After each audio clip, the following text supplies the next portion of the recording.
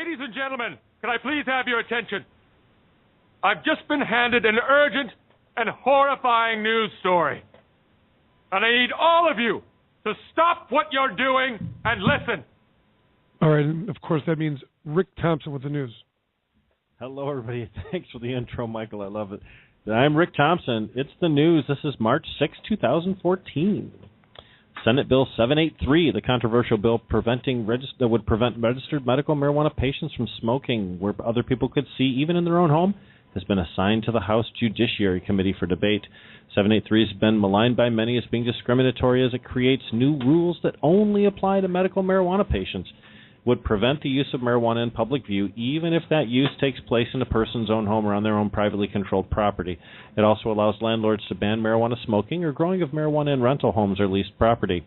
Smoking cigarettes or cigars or growing any plants other than marijuana would still be subject to existing landlord-tenant law. And, of course, that bill has enjoyed a fast track through the Michigan legislature. Introduced by Senator Rick Jones on February 12th, SB 783 was passed by the Judiciary Committee on the 20th, and the full Senate voted to pass the bill on March 4th. Supporters of medical marijuana got their day before Tennessee lawmakers this week with a hearing where they urged action this year on a bill that would allow the use of cannabis for chronic and terminal diseases. Lawmakers listened quietly for nearly an hour as those patients described conditions like epilepsy, post-traumatic stress disorder, cancer, and cerebral palsy that they said could be treated by marijuana. Tennessee lawmakers could take a vote on medical marijuana measure, called House Bill 1385, as soon as next week, but the odds remain slim that this bill would pass the state legislature this year, although supporters say legalization of marijuana in Colorado and Washington has given them some hope. Hey, Hash Bash lovers, listen up. For the third year in a row, the University of Colorado plans to close their Boulder campus on April 20th to curtail an unwanted 420 gathering, according to a statement released last week by Chancellor Phil DeStefano.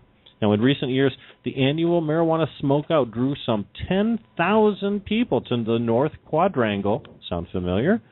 School officials have halted the party by closing the campus to outsiders and even going so far as to spread fishy-smelling fertilizer on the quad, and then finally enforcing marijuana laws.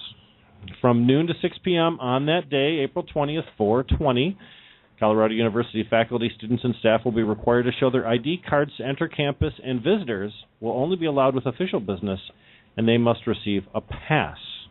That sounds like an awful lot of work. Now, legalization, right there. Now they've been doing it for 3 years, so it's been 3 years that they've been banning it, and it was done well before legalization. This is the first 420 after the recreational marijuana became legal in Colorado on January 1st, but campus officials note that just like on the University of Michigan campus, consuming marijuana in public or by people who are 21 is still illegal. Smoking is banned on that campus. A top Drug Enforcement Administration official said this week that legalizing marijuana insults our common values, and he insisted that every single parent out there opposes legalization.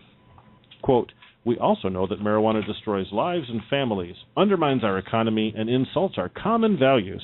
There are no sound scientific, economic, or social reasons to change our nation's marijuana policies." So said Thomas Harrigan, the DEA's deputy administrator. No wonder we have a hard time getting laws changed. This wasn't just some flip statement either. It was prepared testimony delivered to the House Oversight Committee. He wrote that in advance, read it, thought it was good, and said it. Oh, my goodness. Later, when he was pressed by Representative Steve Cohen from Tennessee, Harrigan said that every single parent out there opposes marijuana legalization. Cohen replied, "Your statement that all parents are against this is ludicrous. What, you think that people who are in favor of decriminalization or on changing policy don't procreate?" The DEA deputy director later adjusted his statement, claiming that most parents would be opposed to this. Much better, much better. When it was pointed out to him that 55% of Americans now support full legalization, the DEA guy still fought back and said, "Whoa, well, all of them parents?" Finally, Representative Cohen stood him up with, "You haven't kept up with society, you haven't kept up with science, that's part of the problem." Yeah. How about a stock market report? We don't get that very often on a Planet Green Trees radio show, but it's worthwhile. You know what? the marijuana index experienced significant volume and price fluctuations throughout the month of February 2014. Did you know there was a marijuana index? The marijuana index hovered around $25 at the beginning of February, but it closed at $56.21, which is a 125% gain. Now, that index valuation, the total, soared beyond $6 billion, and some companies experienced all-time highs while overall trading volumes were strong. Now, why do you think it spiked like that in February? Think about this. February featured President Obama's landmark signing of federal legislation which removes barriers for cultivation of hemp. We got long-awaited advancements in banking regulations, and a group of 18 Congress members even urged President Obama to reschedule marijuana. Now, what did those companies do? As far as companies to increase their stock price, the same thing other publicly traded companies do. Filed registration statements with the SEC, announced a $30 million line of credit, increased production from subsidiaries, winning a third High Times Medical Cannabis Cup Industry Award, purchasing a new facility, making a key hire. All of the things you'd expect to see on any standard stock show. And some of the companies named in the report included Abatis Bioceuticals, Advanced Cannabis Solutions, Canavest, and Zoned Properties. Ladies and gentlemen, that's the news. It's March 6, 2014. I'm Rick Thompson. Thanks for listening.